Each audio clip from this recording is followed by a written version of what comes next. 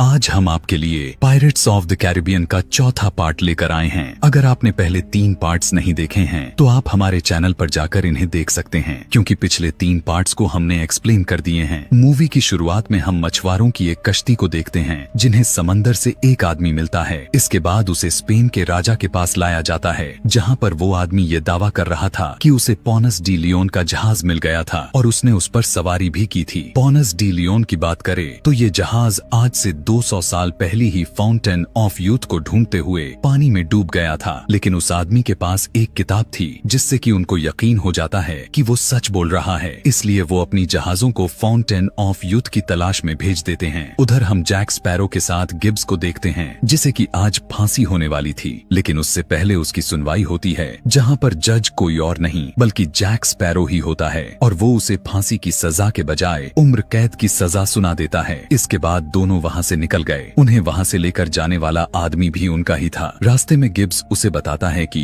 एक बहरूपिया Jack sparrow सफर पर जाने के लिए लोग ढूंढ रहा है। फिर जैक स्पैरो गिब्स को ये भी बताता है कि वो फाउंटेन ऑफ यूथ को ढूंढने के लिए जा रहा है। थोड़ा आगे जाने के बाद वो रुक जाते हैं। जैसे ही वो दोनों नीचे उतरे, लंदन के सिपाही उनका इंतजार कर रहे थे। वो सीधा जैक स्पैरो को वहाँ से इंग्लैंड के राजा के पास ले जाते हैं। दरअसल इंग्लैंड के राजा ने जैक स्पैरो को इसलिए बुलाया है ताकि वो फाउंटेन ऑफ यूथ को ढूंढना चाहता था, क्योंकि उसे पता चल गया था कि स्पेन के राजा ने भी उसे ढूंढने के लिए जहाज भेज दी है और इंग्लैंड का राजा स्पेन के वहाँ पर पहुँचने से पहले उस जगह को ढूंढना चाहता है। ये सुनकर जैक स्पैरो कहता है कि इसके लिए मुझे एक जहाज और कुछ लोग चाहिए। ये सुनकर राजा कहता है कि तुम्हें कप्तान भी चाहिए और वो बरबोसा को वहाँ पर बुला लेता है। बरबोसा के आते ही जैक स्पैरो उससे पूछता है कि आखिर ब्लैक पर्ल जहाज कहाँ पर है। बरबोसा बताता है कि वो तो एक हमले के दौरान डूब गई जिसमें मेरा एक पैर भी चला गया। ये सुनकर जैक स्पैरो को बहुत ही गुस्सा आ जाता है। अब क्योंकि जैक स्पैरो बरबोसा के साथ नहीं जाना चाहता था, इसलिए वो वहाँ से भाग